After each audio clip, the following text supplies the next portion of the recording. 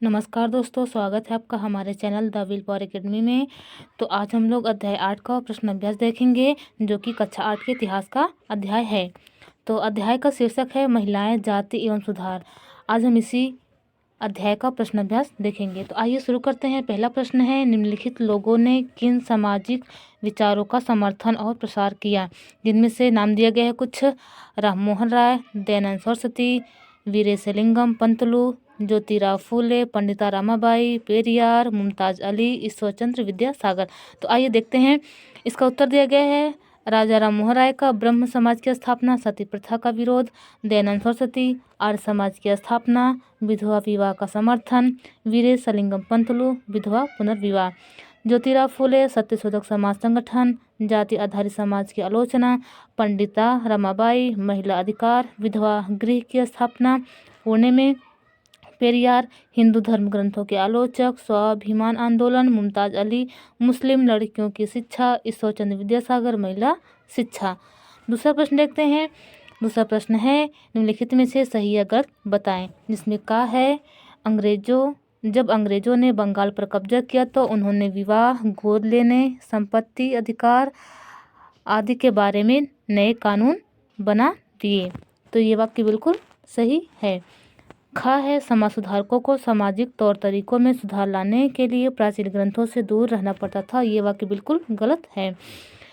गा है, सुधारकों को देश के सभी लोगों का पूरा समर्थन मिलता था। ये वाक्य भी बिल्कुल गलत है। घा है, बाल विवाह निषेध अधिनियम 1829 में पारित किया गया। ये वाक्य भी बिल्कुल गलत है। बाल विवाह निषेध अधिनियम 1929 में पारित हुआ।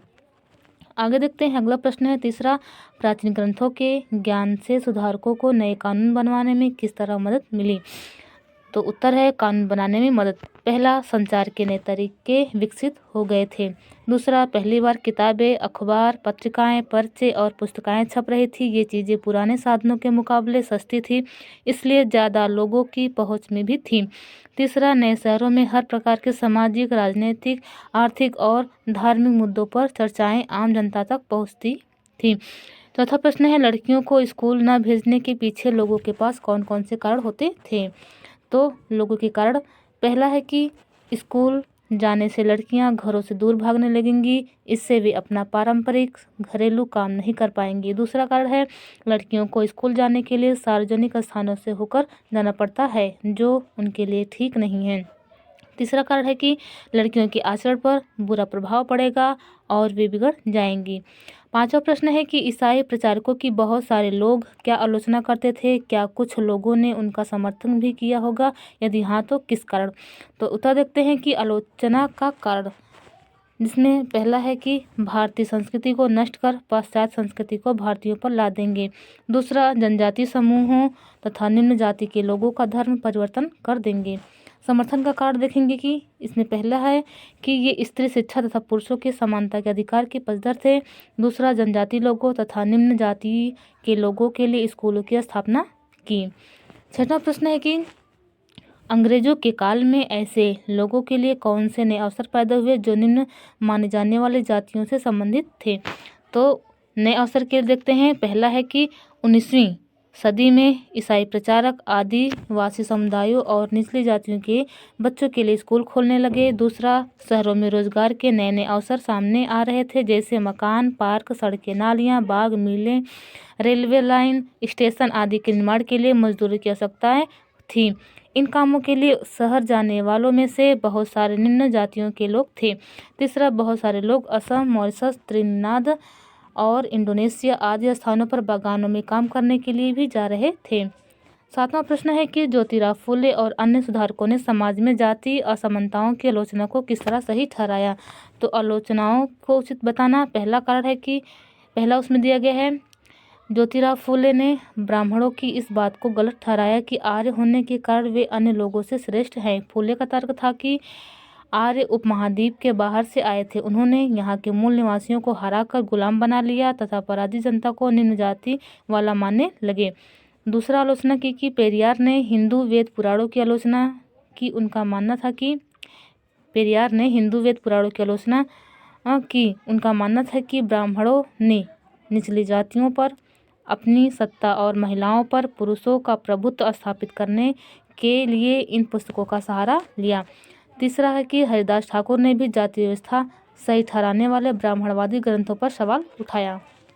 चौथा है अंबेडकर ने भी मंदिर प्रवेश आंदोलन के द्वारा समकालीन समाज में उच्च जाति संरचना पर सवाल उठाए। वह इस आंदोलन के द्वारा पूरे देश को दिखाना चाहते थे कि समाज में जाति पूर्वाग्रह की जकड़ कितनी मजबूत है।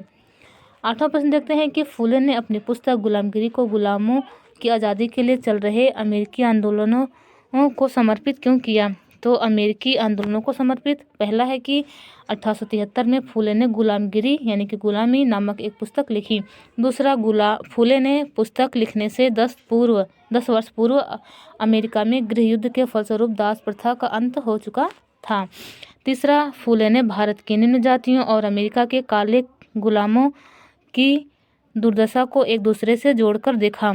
इसलिए फूले अपनी पुस्तक को उन सभी अमेरिकियों को समर्पित किया जिन्होंने गुलामों की मुक्ति दिलाने के लिए संघर्ष किया था। 9वां प्रश्न है कि मंदिर प्रवेश आंदोलन के जरिए अंबेडकर क्या हासिल करना चाहते थे। तो इसका उत्तर दिया गया है कि जिसमें पहला है अंबेडकर एक महान परिवार में पैदा हुए थे, इसलिए उन्होंने बचपन से ही जाति भेदभाव और पूर्वाग्रह को नज़दीकी से देखा था। दूसरा, समकालीन समाज में उच्च जाति सत्ता संरचना के कारण निम्न जातियों के साथ असमानता, बुरा व्यवहार तथा भेदभाव हो रहा था। तीसरा, 1927 में 1935 के बीच यानी 1927 से 1935 के बीच अंबेडकर ने मंदिरों में प्रवेश के लिए 3 मंदिर प्रवेश आंदोलन चलाए, जिसके माध्यम से वह देश को दिखाना चाहते थे कि समाज में जाति पूर्वाग्रह की जकड़ कितनी मजबूत है, लेकिन लगातार विरोध करने पर इसको कमजोर किया जा सकता है। 10वां प्रश्न देखते हैं जो कि अंतिम प्रश्न है। ज्योतिराव फूले और रामास्वामी नायकर राष्ट्रीय आंदोलन की आलोचना क्यों करते थे। क्या उनकी आलोचना से राष्ट्रीय संघर्ष में किसी तरह की मदद मिली। तो राष्ट्रीय संघर्ष में मदद, जिसमें पहला है फूले ने जाति व्यवस्था की अपनी आलोचना को सभी प्रकार की गैर बराबरी से जोड़ दिया था। वह उच्च जाति महिलाओं की दुर्दशा, मजदूरों की मुसीबतों और निम्न जातियों के अपमानपूर्ण हालात के बारे में गहरे तौर पर चिंतित थे। दूसरा, पेरियार की दलीलों और आंदोलनों से उच्च जाति राष्ट्रवादी नेताओं के बीच कुछ आत्ममंथन और आत्मालोचन की प्रक्रिया शुरू हुई। तीसरा, इनकी आलोचना से समाज में समानता का भाव आया, जाति बंधन ढीले पड़े, छुआछूत की भावना कम हुई, जिससे राष्ट्रीय आंदोलन में एकता का भाव पैदा हुआ। तो ये हमारा लास्ट प्रश्न था। आज के लिए बस इतना ही। फिर हम पढ़ेंगे इसके आगे के अध्याय के बारे में, जो कि अध्याय 9 है। तो हमारा प्रश्न अभ्यास यहीं समाप्त होता है।